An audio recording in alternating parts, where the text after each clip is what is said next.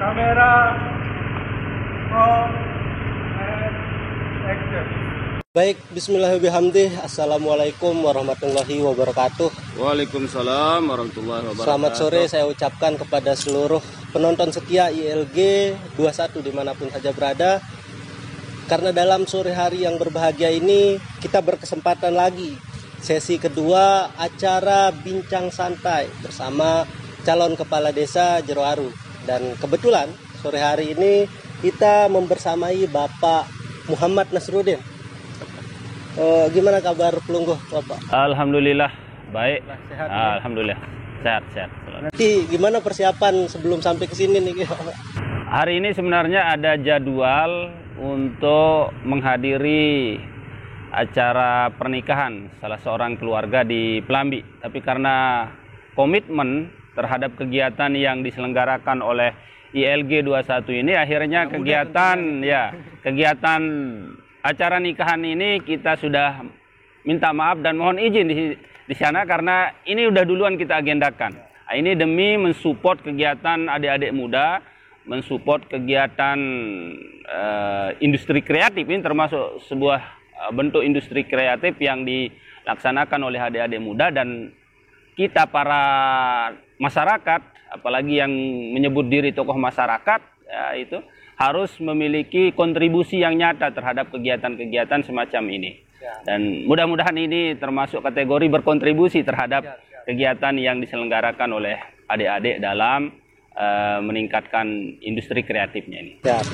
Di sisi lain tentunya diskusi santai ini akan menjadi pertimbangan Bapak, akan menjadi acuan ke depannya untuk pemilih cerdas masyarakat Jeroaru dimanapun saja berada. Jadi pertanyaan-pertanyaan ke depan kita akan sedikit berbicara lah tentang beberapa hal yang cukup mendasar di Jeroaru yang selama ini menjadi permasalahan kita, dan ke depannya kira-kira bagaimana sih kita melihatnya, itu tentunya menuju ke hal yang lebih baik. Baik, kalau gitu Bapak berarti akhir-akhir ini napi kesibukan Pelungguh? Sehari-hari saya seorang akademisi, nah, jadi kerjaan seorang akademisi ya mengajar, meneliti dan membimbing mahasiswa. Jadi itu aktivitas sehari-hari yang saya lakukan. Tiang tertarik barusan niki terkait kalimat Pelungguh yang bilang pemuda. Jadi pemuda niki harus kita dorong dan kita selaku tetua harus berkontribusi gitu. Nah, seperti yang kita ketahui bahwa di Jeroaru niki kan potensi pemuda kita luar biasa sekali, sangat Bapak. luar biasa. Sangat luar biasa sekali. Istilahnya apa sih yang kita mau cari di Jeroaru ini, kepemudaannya sudah ada semua. Iya, betul.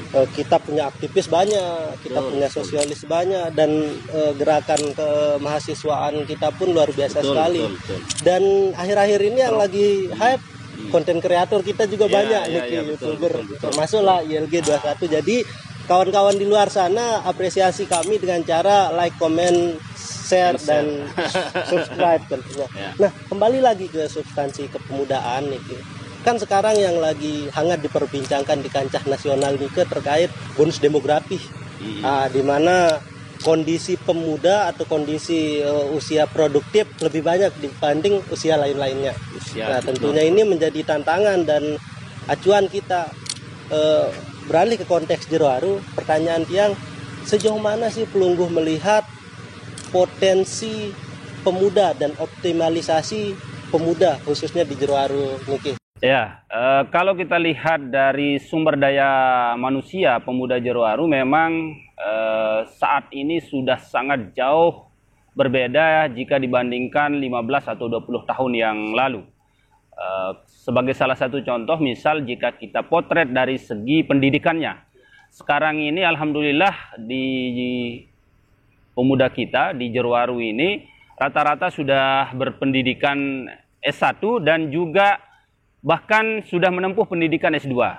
Ini adalah sesuatu yang luar biasa, dan saya melihat semangat teman-teman muda ini untuk terus berkembang dan mengembangkan diri itu masih sangat tinggi, sangat luar biasa. Dan untuk itu maka dibutuh orang-orang yang kira-kira bisa bersinergi dengan pemuda ini ke depannya, terutama pemerintah desa, untuk bagaimana supaya potensi-potensi ini bisa dikembangkan.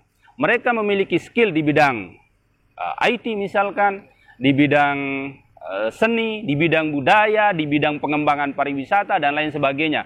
Potensi-potensi, skill-skill yang mereka miliki ini, itu harus terus diasah, dikembangkan, dan ini menjadi tanggung jawab kita bersama, terutama pemerintah Desa Jerowaru, karena mereka selama ini mungkin bisa kita bilang tidak terlalu terakomodir dalam berbagai kebijakan yang ada di pemerintahan Desa Jerowaru. Kedepan hal itu tidak boleh terjadi. Pemuda itu sebagaimana yang disampaikan oleh Bung Karno, jadi berikan saya 10 pemuda, maka saya akan mengguncang dunia. Kurang lebih seperti itu lah bahasa yang disampaikan oleh Bung Karno. Tapi intinya di sini yang mau saya sampaikan adalah bahwa memang peran pemuda sebagai generasi penerus bangsa, generasi yang diharapkan untuk memimpin bangsa ke depan ini, memimpin desa ke depan ini, betul-betul harus diposisikan pada posisi yang tepat. Sehingga estafet pembangunan ini nanti, estafet kepemimpinan pemerintahan di Desa Jerowaru ini nanti bisa berjalan dengan bagus, dengan baik, melalui proses pengkaderan yang akan dilakukan oleh pemerintahan desa yang akan datang. Melalui pembinaan-pembinaan pemuda ini, itu adalah sebuah proses pengkaderan yang kita akan lakukan ke depannya. Berarti seperti yang kita ketahui juga Bapak, kan kita mungkin selama ini pemuda dan kawan-kawan pun banyak merasa di sini bahwa kita masih berjalan sendiri-sendiri meskipun ya, kita persis punya sekali, skill, meskipun kita punya segala macam, kita kurang wadah di pemberdayaan yang bersifat keberkelanjutan niki kontinu. Nah, kita kan sudah punya wadah niki sebelumnya, yaitu Karang Taruna.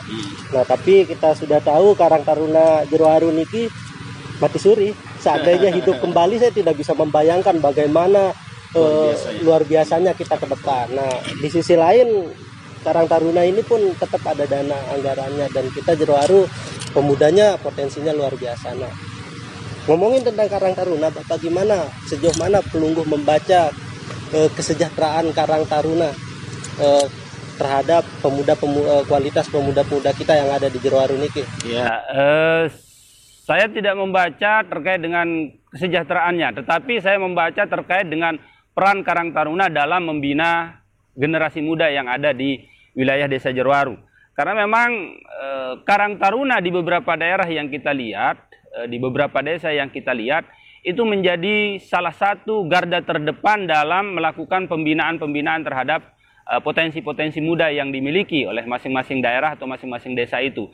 Nah, seperti yang tadi disampaikan, memang kondisi yang ada di Jerowaru saat ini, Karang Taruna kita mati suri. Saya tidak tahu periode kepengurusan Karang Taruna yang sekarang ini sudah berakhir pada tahun berapa, tapi informasinya sampai sekarang belum ada suksesi. Nah, ini juga menjadi sebuah permasalahan. Tapi kita bisa maklumi kenapa permasalahan itu terjadi, tidak lebih juga dari persoalan top leader yang memang di pemerintahan Desa Jerowaru masih bisa kita bilang sekarang ini tidak ada. Nah, untuk itu ke depannya terkait dengan pembinaan Karang Taruna ini, karena memang kita ingin juga selain membina fisik, juga membina SDM-nya. Karena kalau pembangunan itu semua diarahkan ke sarana fisik, maka SDM ini nanti akan kering. Padahal SDM inilah yang akan melaksanakan berbagai macam kegiatan pembangunan. Untuk itu SDM ini terutama yang bergerak yang terafiliasi atau yang berkecimpung di salah satu wadah pemerintahan desa atau wadah kepemudaan di tingkat desa, yakni Karang Taruna, maka itu harus disupport, harus diberikan tempat posisi yang pas sehingga mereka bisa menunjukkan peran dan kiprahnya yang lebih baik, yang lebih banyak di masyarakat Desa Jerowaru kita. Berarti sederhananya antara pembangunan fisik dan pembangunan karakter atau sumber daya manusianya harus berjalan seimbang. seimbang. Karena kalau semua orientasi pembangunan itu diarahkan kepada fisik, maka nanti akan jomplang. SDM kita akan tertinggal jauh, sementara mereka butuh sentuhan-sentuhan, terutama pemuda-pemuda kita. Mereka butuh sentuhan-sentuhan, butuh pembinaan, butuh pembiayaan, dan lain sebagainya. Untuk itu ke depan, jika Allah mentakdirkan kita sebagai leader di pemerintahan Desa Jerowaru ini,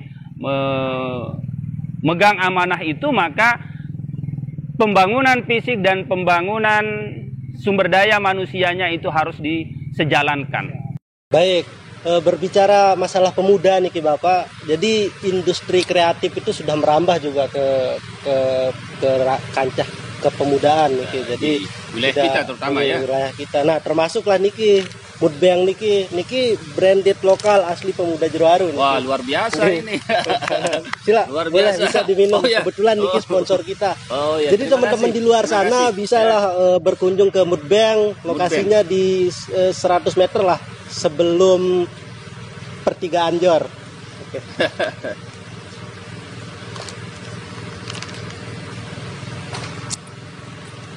Oke, kita lanjut Bapak Anggi. Nah, pertanyaan selanjutnya Niki. Tiang rasa pertanyaan ini setiap individu di Jerowaru saya yakin bisa menjawabnya. Namun tentunya berdasarkan interpretasi mereka masing-masing. Pertanyaan Niki sederhana, yaitu apa yang terlintas di pikiran Plungguh ketika mendengar kata Desa Jerowaru? Keterbelakangan. Terbelakang bila dibandingkan dengan beberapa desa yang lain, khususnya di wilayah Kecamatan Jerowaru. Kita tidak sedang membaca desa-desa yang lain yang berada di wilayah kecamatan lain. Kita membaca wilayah-wilayah desa yang ada di desa-desa yang ada di wilayah Kecamatan Jerowaru, terutama desa-desa baru, desa-desa pemekaran ini. Jika dibandingkan dengan mereka, maka posisi Jerowaru saat ini sudah tertinggal dari mereka. Jadi memang jika kita baca sejarah bahwa memang Jerowaru itu salah satu desa tertua di wilayah Lombok Timur, khususnya Lombok Timur. Kita lihat Kabupaten Lombok Timur. Desa tertua, desa yang populasi penduduknya dan sumber dayanya sangat banyak, asetnya sangat banyak, tetapi kondisinya sekarang ini seperti ini, ada kemunduran, ada terbelakang begitu. Nah, ke depan untuk bisa mengembangkan dan memajukan desa Jerowaru ini, maka sinergi segala potensi itu harus dilakukan. Sedikit saja Bapak yang tertarik dengan kalimat Plungguh yang bilang keterbelakangan. Nah, kalau yang boleh tahu poin-poin napi sih tempat kita di desa Jerowaru ini yang masih kiranya keterbelakangan? Terbelakang dalam arti bahwa kita memiliki sumber daya yang luar biasa bila dibandingkan dengan desa-desa yang lain, tetapi kita tidak mampu melakukan optimalisasi terhadap sumber daya itu. Misalkan di perangkat desa, SDM orang yang di perangkat desa itu orang-orang hebat, orang-orang luar biasa. Tetapi karena sentuhan kepemimpinan yang selama ini mereka tidak dapatkan dengan cukup bagus, maka mereka kemudian teman-teman ini sepertinya tidak terlalu optimal, tidak terlalu menunjukkan kinerja yang maksimal dalam pengelolaan pemerintahan desa ini. Termasuk juga sumber daya yang kita miliki, aset-aset yang kita miliki itu sangat luar biasa, sangat banyak, baik itu sumber daya alamnya seperti daerah agrowisata yang bisa dikembangkan di Telong-Elong, Ngejor, Petumbako, itu sangat luar biasa potensi yang kita miliki. Tetapi selama ini kita dengan potensi sumber daya manusia yang begitu luar biasa, sumber daya alam yang begitu luar biasa, tetapi tidak bisa kita optimalkan, maka saya mengatakan kita terbelakang. Siap. Berangkat dari pernyataan Plungguh tadi, Tiang ingin bertanya terkait dengan PADES nih. Ya, seperti yang kita ketahui pendapatan asli desa kita kan saat ini baru 3 kalau nggak salah. Kita lapangan futsal, BUMDes dan satu lagi tanah pecatu nih. Ya. Nah, tapi akhir-akhir ini Tiang sering sekali membaca artikel tentang desa miliarder nih. Nah, motifnya pun berbagai macam nih. Ada yang memanfaatkan SDM-nya, ada yang memanfaatkan alamnya, ada yang beriringan memanfaatkan keduanya. Contoh di Jawa nih dia tidak punya sumber daya alam, akan tetapi sumber daya alam itu dibuat. Jadi produk sampai desa itu menjadi desa miliarder cukup ini ikan lele sampai dia miliarder sampai punya kas segala macam. Nah, merujuk terhadap pernyataan itu, sejauh mana Plungguh membaca kesejahteraan di Jerowaru niki terkait PADES kita? Apakah ada inisiatif Plungguh untuk menambahkan dari 3 ini atau optimalisasi dari 3 ini? Salah satunya lapangan futsal. Nah, pertama kita optimalisasi dulu potensi yang sudah kita miliki. Misalkan salah satunya ya lapangan futsal kita ini. Lapangan futsal kita niki dibangun dengan dana yang cukup banyak. Kalau seandainya dibangun dengan maksimal, dikelola dengan maksimal, maka lapangan futsal ini dalam setiap bulannya bisa memberikan kontribusi puluhan juta kepada pemerintah desa Jerowaru. Nah, sehingga potensi lapangan futsal ini dan aset-aset desa yang lainnya seperti BUMDes, tanah pecatu, itu kedepannya harus ditata, dikelola dengan baik sehingga itu mampu mendatangkan kesejahteraan sebesar-besarnya bagi masyarakat. Di samping keberadaan dari aset-aset yang sudah ada ini, kita juga bisa membaca peluang pengembangan kedepannya. Kita memiliki potensi lain di luar yang sudah kita miliki saat ini, misalkan seperti tadi yang sudah saya sebutkan, yakni aset wisata kita. Saya melihat dan membaca desa-desa yang maju di Jawa itu, desa-desa yang sampai bahkan disebut desa miliarder mungkin, itu berkembangnya dari wisatanya. Jerowaru juga tidak kalah dengan desa-desa itu. Jerowaru memiliki aset wisata yang sangat banyak. Contoh yang seperti tadi saya sebutkan, hutan mangrove di Potonbako, hutan mangrove di Telongelong, hutan mangrove di Teluk Jor, Tebero, Bendungan Tebero, Batu Payung, termasuk juga aset-aset wisata religi yang bisa kita kembangkan. Kita memiliki situs budaya seperti Balai Bele. Balai Bele itu jika dia dikemas, ditata, dikelola dengan bagus, itu bisa mendatangkan finansial, mendatangkan nilai ekonomi bagi masyarakat kita. Nah, tetapi selama ini karena memang dia tidak dikelola secara baik, secara optimal, sehingga praktis aset-aset yang kita miliki saat ini itu terbengkalai. Tidak bisa dioptimalisasikan. Makanya itulah tadi saya mengatakan kita terbelakang dibandingkan desa-desa yang lain karena kita tidak bisa membaca potensi kita dan tidak bisa memanfaatkan potensi itu secara bagus dan secara optimal. Maka ke depan kita harus berlari lebih kencang dibandingkan desa-desa yang lain karena kita memiliki aset dan potensi yang jauh lebih besar dari mereka. Kita harus jauh mendahului mereka. Jerowaru tidak boleh tertinggal karena Jerowaru itu desa tua, desa sejarah gitu. Kita memiliki histori sebagai desa besar dan histori itu sekarang sepertinya bukan menjadi sesuatu yang membanggakan lagi bagi kita ketika kita membaca kondisi kekinian desa Jerowaru. Maka ke depan kita harus menjadikan Jerowaru ini betul-betul sebagai desa yang kembali kepada historinya, bahwa dia adalah the leader. Nah, semoga saja apa yang Kelunggu sampaikan tadi benar-benar bisa terrealisasi dan desa bisa mengintervensi tentunya potensi-potensi seperti yang Kelunggu jelaskan tadi, khususnya pariwisata gitu kan. Nah, selanjutnya yang tertarik bertanya terkait ini permasalahan lama lah di Jerowaru dan tetap saya rasa begitu-begitu saja dan kita bisa lihat dewasa ini di beberapa titik masih banyak masalah terkait sampah. Nah, pembacaan Kelunggu terkait terhadap maksimalisasi pengolahan sampah niki gimana?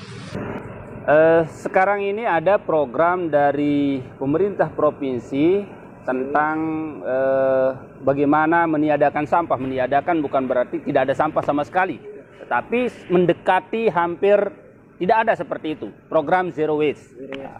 Nah, pemerintah desa ke depan harus berkolaborasi dengan pemerintah provinsi atau pemerintah kabupaten terkait dengan program penanggulangan masalah sampah ini. Karena ini memang menjadi fenomena yang sangat mengganggu di masyarakat kita. Jalan kita masuk ini saja luar biasa, Masya Allah. Padahal ini dekat permukiman, dekat perkampungan dan jalur lalu larang orang di sini. Tapi di situ kita begitu masuk disuguhkan oleh pemandangan sampah yang begitu banyak berserakan. Nah, ke depan kita harus memiliki manajemen pengelolaan sampah yang memadai sehingga nanti dengan demikian maka sampah-sampah yang ada berserakan di perkampungan kita itu bisa tertangani dengan bagus. Salah satu yang saya pikirkan adalah harus ada tempat pembuangan dan pengelolaan sampah secara terpadu. Sampah selama ini kan selalu dianggap sebagai masalah. Tetapi jika kita bisa mengelolanya, dia bisa menjadi potensi pendapatan bagi masyarakat. Nah, untuk itu ke depan kita akan berkolaborasi dengan segala pihak, baik itu pemerintah, lembaga swadaya masyarakat, tokoh-tokoh pemuda di masing-masing wilayah kampung ini, untuk bagaimana menata supaya sampah ini betul-betul bisa kita entaskan bersama, sehingga tidak lagi menjadi sesuatu yang mengganggu di lingkungan kita. Lebih-lebih kita ke depan ingin menjadikan Desa Jeroaru kita sebagai salah satu desa wisata. Maka bagaimana kita akan bisa jadi desa wisata kalau sampah ada di mana-mana? Nah, sehingga terkait dengan pengelolaan sampah ini, saya punya pemikiran bahwa harus ada manajemen pengelolaan sampah yang secara terpadu. Di situ ada tidak hanya sekedar menumpuk sampah, menimbun sampah, tetapi ada sampah-sampah yang bisa dimanfaatkan untuk menambah nilai ekonomi bagi masyarakat. Itu harus kita lakukan. Dan ini kita sekali lagi bisa berkolaborasi dengan banyak pihak, entah itu dari pemerintah, entah itu dari NGO, entah itu dari pemuda dan lain sebagainya. Oke, dan tiang rasa NGO yang peduli terhadap lingkungan ini sudah banyak sekali. Banyak sekali. Tinggal kita berkolaborasi saja. Sepanjang ada manajemen dan kemauan dari pemerintah desa. Bukan kalau memang manajemennya bagus bisa mendatangkan ekonomi. Ekonomi yang sangat bagus bagi masyarakat. Bank sampah niki kan di beberapa lokasi itu per bulan bisa sampai 2-3 juta. Nah, itu dia. Dan kebetulan teman-teman tiang juga banyak yang bergerak di bidang seperti itu. Oke. Terakhir niki Bapak, terkait substansi terakhir maksudnya, terkait government-nya. Jadi terkait bagaimana cara menguatkan kepercayaan rakyat tentunya ke depan jika Pelungguh bisa menjadi kepala desa di Jeroaru. Yang sering menjadi pertanyaan kita adalah terkait keterbukaan informasi atau transparansi dan akuntabilitas tentunya, sejauh mana pertanggungjawaban desa. Nah, terhadap dua item ini sejauh mana Pelungguh berkomitmen menjaga transparansi dan akuntabilitas niki, sehingga nanti masyarakat tentunya percaya sepenuhnya kepada desa. Jadi memang yang harus dibenahi di sistem di pemerintahan kita saat ini adalah dua hal. Pertama, good government-nya dan good governance-nya. Good government terkait dengan sistem kepemerintahannya. Good governance-nya terkait dengan orang-orang yang mengelola pemerintahan itu. Nah, untuk itu ke depan, jika pemerintahan itu bisa kita arahkan, dioptimalkan untuk melaksanakan pemerintahan yang bagus dan penyelenggara pemerintahan yang bagus, maka layanan-layanan terhadap semua kebutuhan kepentingan masyarakat itu bisa kita maksimalkan, bisa kita optimalkan. Termasuk juga dalam hal transparansi, selama ini memang itu yang sering menjadi pertanyaan besar bagi masyarakat, bagaimana pemerintah desa mengelola keuangan desa misalkan. Bagaimana pemerintah desa mengelola pembangunan yang ada di desa. Nah, ke depan sehingga tidak akan muncul lagi pertanyaan-pertanyaan seperti itu di masyarakat, maka kita harus membuka akses informasi seluas-luasnya kepada masyarakat, karena itu adalah hak publik. Mereka harus tahu bagaimana perencanaan yang ada di pemerintah desa, bagaimana pelaksanaan kegiatan yang ada di pemerintahan desa, dan bagaimana evaluasi dari pelaksanaan kegiatan itu, mulai dari perencanaannya. Nah, kemudian selanjutnya adalah kita memanfaatkan IT saat ini. Kita harus membuat web atau blog untuk pemerintahan desa, pembangunan pemerintahan desa, yang di situ nanti akan memuat semua bentuk informasi pembangunan yang ada di pemerintahan desa Jeroaru. Di samping itu, nanti juga di setiap program fisik yang dibangun oleh pemerintah desa Jeroaru sebagai bentuk transparansi keterbukaan pemerintah terhadap masyarakatnya, sehingga masyarakat bisa ikut mengontrol pelaksanaan pembangunan itu adalah harus ada pelang papan informasi proyek, pelang papan informasi pembangunan fisik. Nah, dengan demikian nanti masyarakat akan mengetahui berapa jumlah anggarannya, berapa volume pekerjaannya, dari mana sumber anggarannya. Nah, dengan demikian maka masyarakat nanti bisa ikut mengontrol, karena kalau kepala desa saja yang mengontrol kan tidak mungkin. Saking luasnya wilayah yang harus dikontrol. Maka dengan adanya partisipasi masyarakat dalam mengontrol kegiatan pembangunan itu, diharapkan nanti dana-dana yang dialokasikan pemerintah desa untuk kegiatan pembangunan itu bisa menjadi tepat sasaran karena terjadi optimalisasi penggunaannya. Nah, kemudian nanti dengan keberadaan situs desa, website desa, itu atau blog pemerintahan Desa Jerowaru, maka di situ nanti pemuda-pemuda kita terutama yang memiliki pemahaman IT, biasa berinteraksi dengan internet, browsing dan lain sebagainya, bisa mencari informasi terkait dengan apa saja sih yang sudah dibangun oleh pemerintah Desa Jerowaru, apa saja sih yang sudah dilaksanakan, berapa anggarannya dan lain sebagainya. Sehingga dengan demikian maka kontrol itu bisa dilaksanakan oleh masyarakat secara umum, tidak hanya oleh perwakilannya melalui BPD. Baik, jadi kita sudah ada di penghujung acara nih Pak. Jadi tinggal ada beberapa pertanyaan lagi terakhir. Nah, terakhir dikit yang minta closing statement Pelungguh. Nanti di sana yang minta juga isinya sedikit lah tentang visi misi Pelungguh, mungkin jargon Pelungguh di sana, dan diakhiri dengan semangat siap kalah siap menang gitu. Pernyataan siap kalah siap menang. Kita sama-sama netral lah istilahnya. Oke. Betul. Kami persilahkan untuk closing statement-nya. Jadi terkait dengan visi kita dalam proses pencalonan kepala desa ini adalah ingin menjadikan Desa Jerowaru sebagai desa yang unggul dalam pembangunan pemudaan, pariwisata, pertanian, peternakan, perikanan dengan menyelenggarakan pemerintahan desa yang profesional. Nah, sehingga nanti dengan demikian maka semua aspek-aspek yang menjadi permasalahan di masyarakat kita di Desa Jerowaru ini sudah dirangkum dia dalam sebuah tujuan besar 6 tahun ke depan melalui visi yang sudah kita susun itu. Nah, kemudian terkait dengan apa lagi tadi? Terkait dengan proses kontestasi pemilihan kepala desa Jerowaru yang ada saat ini, saya kira setiap kandidat itu sudah pasti menyadari bahwa kepala desa yang akan dipilih itu cuma satu. Sementara kandidatnya ada 4. Tidak mungkin semuanya menjadi kepala desa. Dalam kontestasi juga selalu ada yang namanya kalah dan menang. Tetapi kita di sini memaknai bahwa kekalahan itu bukan berarti sebuah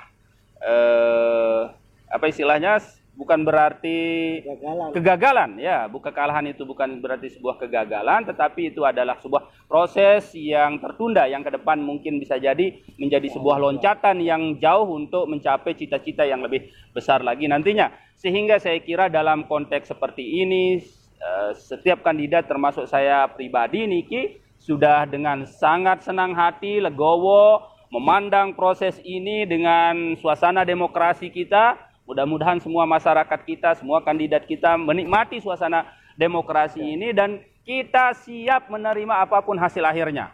Kita kalah, alhamdulillah, karena kita sudah berusaha semaksimal mungkin untuk menghadirkan upaya perubahan di wilayah Desa Jerowaru. Kita menang, lebih alhamdulillah lagi, kan seperti itu. Tidak ada hal-hal yang sifatnya nanti akan membuat kita terpecah belah dengan masyarakat. Jangan sampai karena proses pemilihan ini kemudian antara satu masyarakat dengan masyarakat yang lain kemudian terjadi perpecahan. Itu tidak boleh terjadi. Dan sekali lagi dalam hal seperti ini, ke depan siapapun yang ditakdirkan oleh Allah Subhanahu wa Ta'ala untuk memimpin desa kita tercinta ini, maka dia adalah yang terbaik menurut pandangan masyarakat, dan kita harus siap untuk menerima keadaan seperti itu. Jadi siap kita menerima posisi sebagai pemenang, juga siap kita menerima posisi sebagai pihak yang kalah dengan suasana hati yang damai. Tidak boleh ada friksi, tidak boleh ada disharmonisasi di tengah masyarakat gara-gara pemilihan yang kita lakukan ini. Nah, terakhir jargon Bapak, kita akhiri. Jargon. Jargon saya sederhana saja karena kita melihat desa kita yang selama ini memiliki potensi yang luar biasa tetapi masih belum dioptimalisasikan potensi itu, dan kemudian banyak sisi yang harus kita benahi bersama, sehingga jargon kita yang kita usung adalah bareng bekerise. Baik, kawan-kawan YLG dimanapun saja berada, Begitu juga dengan masyarakat Jerowaru, dengan disebutkannya jargon tadi oleh Bapak kita, akhirnya kita sudah berada di penghujung acara. Terakhir, saya berpesan, semoga siapa saja yang terpilih di Jerowaru ke depannya akan membawa Jerowaru 6 tahun Bapak ya, 6 tahun ke depan menjadi lebih baik. Dan tentunya kami minta apresiasi dari kawan-kawan semua dengan cara like, komen, dan subscribe. Terima kasih. Wassalamualaikum warahmatullahi wabarakatuh. Waalaikumsalam warahmatullahi wabarakatuh. Barang berkerisik.